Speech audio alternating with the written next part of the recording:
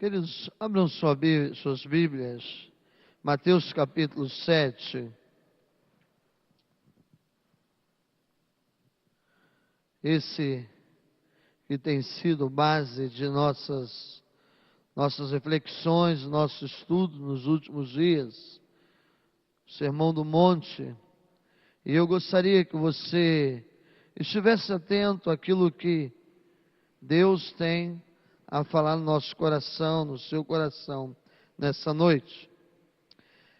Mateus capítulo 7, nós leremos do versículo 1 ao versículo 5.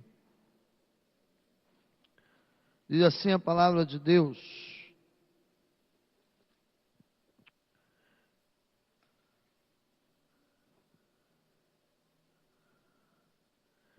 Não julgueis para que não sejais julgado, pois com o critério com que julgardes, sereis julgados, e com a medida com que tiverdes medido, vos medirão também. Porque vês tu o argueiro no olho do teu irmão, porém não reparas na trave que está no teu próprio? Ou como dirás a teu irmão, deixe-me tirar o argueiro do teu olho, quando tens trave no teu? Hipócrita, tira primeiro a trave do teu olho, e então verás claramente para tirar o argueiro do olho do teu irmão. Amém? Queridos, nós temos olhado para a palavra de Deus, esses dois primeiros capítulos do Sermão do Monte, Mateus capítulo 5 e 6, Jesus faz referência ao seu reino, a nova proposta de Jesus, o novo governo, o novo reino iniciado na pessoa de Jesus Cristo. E no capítulo 6, Jesus vai apresentar para nós características daqueles que fazem parte desse reino, a necessidade daqueles que desejam fazer parte desse reino, de abrir mão daquilo que nós somos, para que Cristo venha governar sobre nós.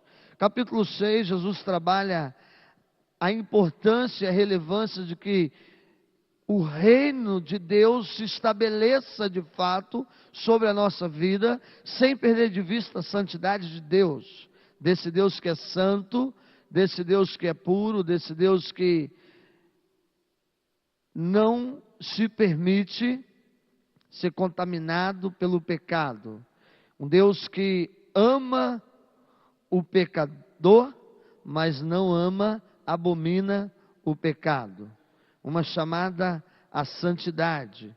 E no capítulo 7, esses 5 primeiros versículos, Jesus traz uma palavra, e aparentemente uma palavra muito pesada, uma palavra muito forte, muito direcionada, e nós vamos entender ao decorrer desse estudo, que essa palavra ela é muito direcionada. E é interessante perceber que, apesar desta palavra ser uma palavra direta e forte, Jesus tem uma única intenção nessas palavras, é de produzir purificação e transformação na vida daqueles que Ele falou e na vida minha e na sua vida. O único objetivo de Jesus é, com essas palavras, produzir transformação nos nossos corações. Jesus não tinha outra motivação senão transformar a situação do homem. Jesus não tem outra motivação senão transformar a minha situação e a sua situação. E é interessante entender que essas palavras de Jesus, elas são bem direcionadas a um grupo religioso, ou a religião que se estava praticando naquele momento em que ele aparece com a proposta do novo reino. É preciso entender que nesse momento Jesus está trazendo uma fala para a religião que estava se praticando naquele momento, a partir dos fariseus, a partir dessa religião judaica. Porque os fariseus eram grupos religiosos que defendiam a lei de Moisés. E esse grupo, eles tomavam iniciativas em nome da religião, eles faziam julgamentos em relação ao pecado das pessoas, eles faziam juízo sobre o erro, sobre aquilo que a pessoa outrora fazia, que não era favorável à religião que eles praticavam. E esta palavra de Jesus aqui, ela é bem direcionada a esse grupo de fariseu, que desenvolvia um julgamento e um juízo sobre o pecado do povo da varanda.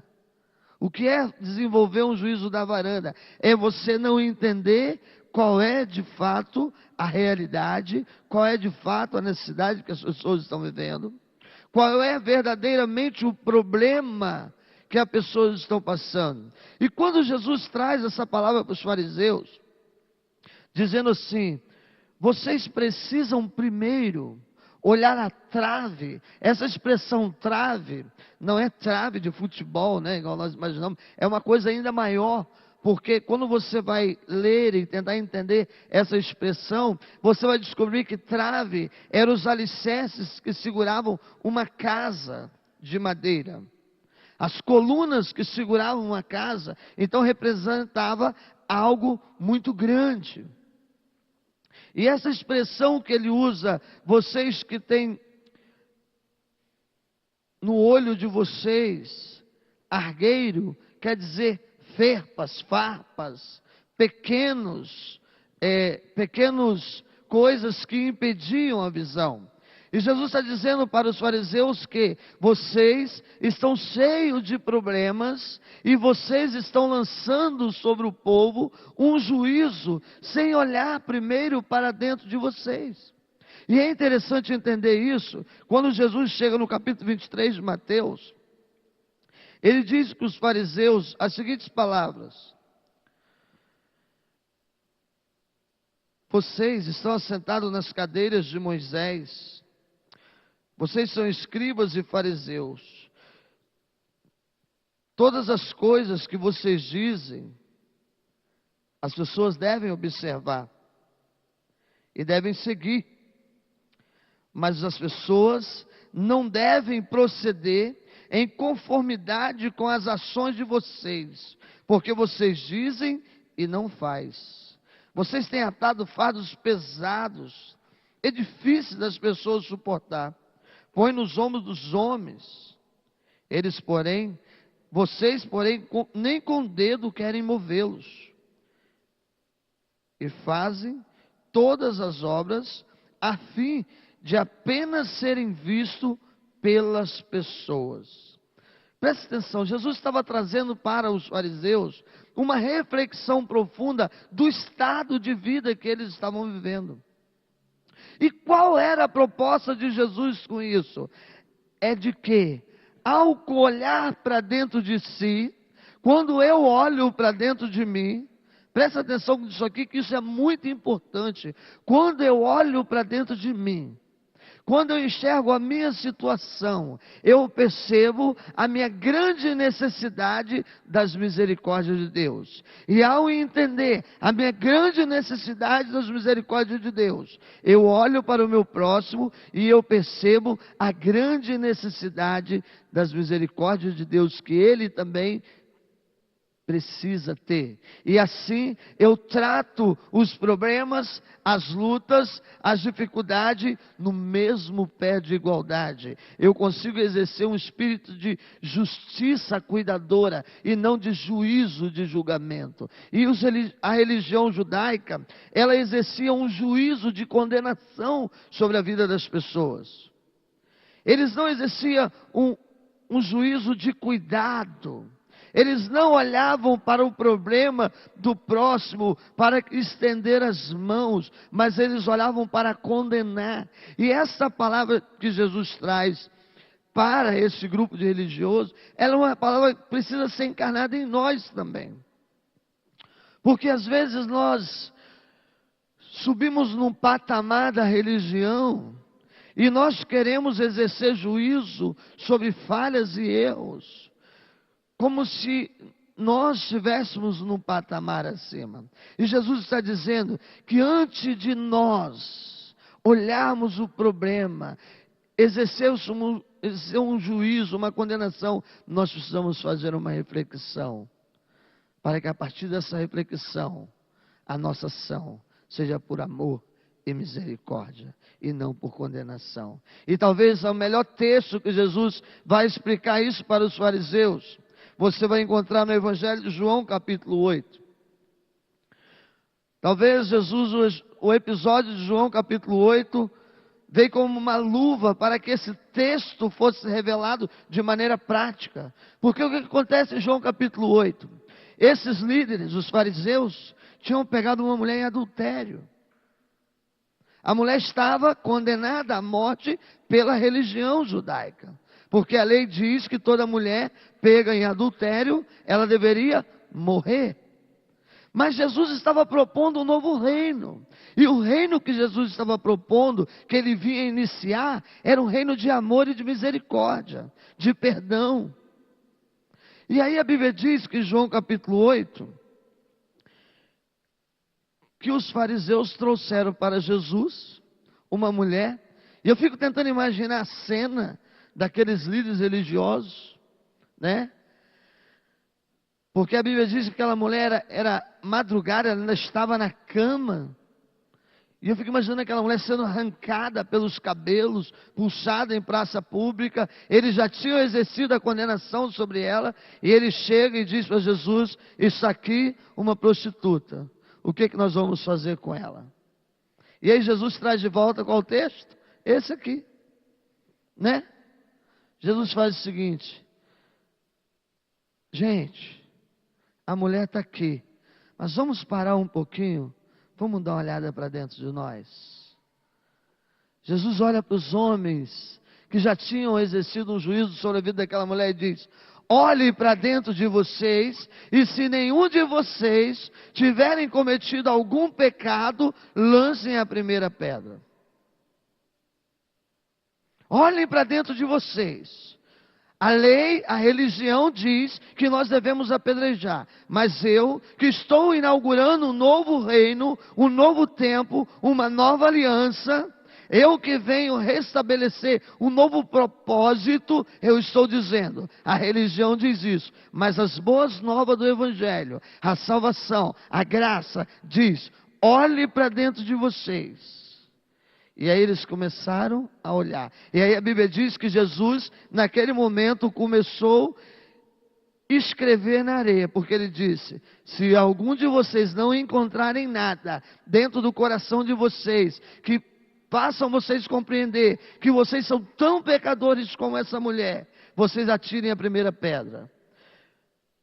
E aí a Bíblia diz que Jesus começou a escrever na areia, com o dedo na areia. Alguns comentaristas vão dizer que naquele momento Jesus começou a escrever o pecado de cada um daqueles homens que estavam ali. Isso é um comentário teológico, né? Não com firmeza, mas alguns vão dizer que naquele momento Jesus começa a colocar alguns pecados daqueles homens que estavam exercendo juízo sobre a vida daquela mulher. E a Bíblia diz que do mais velho para o mais novo começou todo mundo o quê? Dar no pé. Sabe por quê? Porque quando nós olhamos para dentro de nós, nós só exercemos um juízo através do amor e da graça de Deus. Ah, queridos irmãos, ao longo do tempo, ao longo da história, a igreja vem se perdendo dentro desse papel. Ao longo da história, a igreja tem cumprido uma religião farisaica que condena, que exerce juízo, que destrói a vida de pessoas que precisam ser amadas e que precisam ser cuidadas. E a Bíblia diz que depois que todos foram embora, Jesus olha para aquela mulher e ele diz assim: onde estão os que te condenavam? Onde estão os que te trouxeram aqui? Ela disse o quê? Foram embora. E ele diz: ele que é Senhor, ele que é Deus, ele que tinha toda a autoridade, ele olha para aquela mulher e diz: eu também não te condeno, por isso vai e não peques mais. Porque o novo reino é iniciado. O novo reino de Jesus Cristo é iniciado. E o reino de Jesus Cristo, ele destrói todos os agrilhões da religião que mata, que destrói, e ele liberta, ele produz transformação na vida da humanidade. E Jesus diz: vai e não peques mais. Como esse evangelho é difícil de ser aceito, como as pessoas são resistentes a esse evangelho, porque esse evangelho não domina, não controla, esse evangelho não coloca corrente, mas ele traz alívio. Por isso Jesus vai dizer: o fardo de vocês é pesado, mas o meu fardo é leve. Lançai sobre mim todas as vossas ansiedades, porque eu tenho cuidado de vós. Amados irmãos, parece que essa situação é da humanidade caída.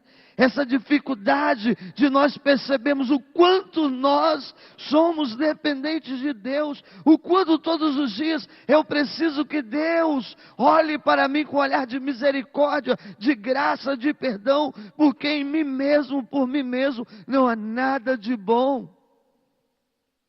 Não há.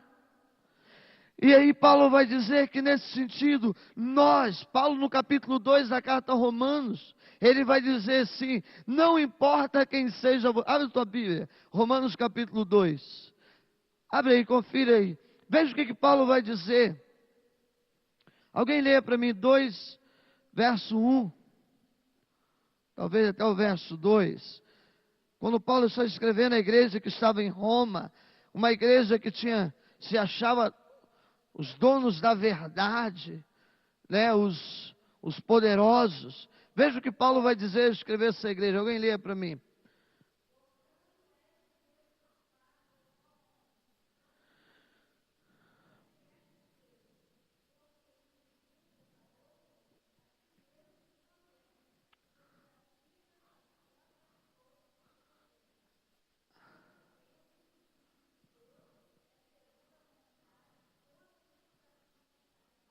Amém. Presta atenção, irmãos. Amados, nós precisamos entender uma coisa. Jesus não está dizendo que nós não devemos nos posicionar.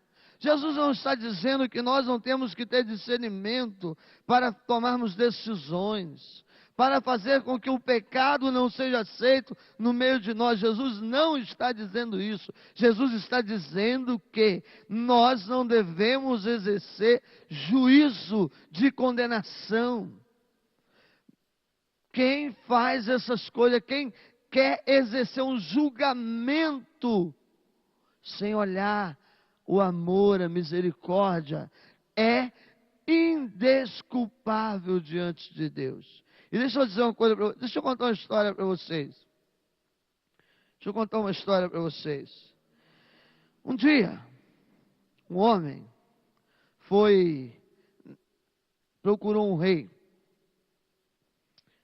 E ele chegou diante do rei, ele disse assim: ô rei, eu quero te contar os irmãos sabem que o rei, ele exerce também esse papel de juízo, né? De juiz, de dar uma sentença, uma condenação a alguém. Isso principalmente no Antigo Testamento, você vai ver muito isso. E onde há os reinados, sabe que o rei tem essa autoridade.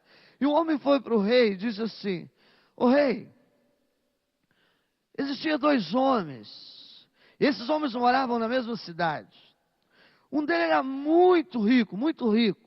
Ele tinha muitas ovelhas, ele tinha muitos bois. E o outro trabalhou pesadamente para comprar uma ovelhinha. E esse homem lutou muito para dar crescimento a essa ovelha. Muitas vezes, ele não tinha o que dar de comer para a sua ovelha. E ele oferecia do seu próprio prato, para que ela não morresse. E grande foi a sua luta para que criar aquela ovelha. Porém, um dia, veio uma visita na casa desse homem rico. Chegou uma pessoa na casa desse homem rico.